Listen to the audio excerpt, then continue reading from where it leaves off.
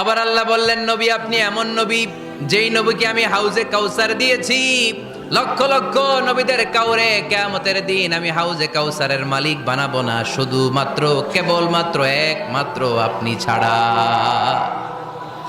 ইন্না আ'তাইনাকাল কাউসার ফাসাল্লি লিরাব্বিকা ওয়ানহার ইন্না শানিআকা হুয়াল আবতার। সুবহানাল্লাহ পড়ে।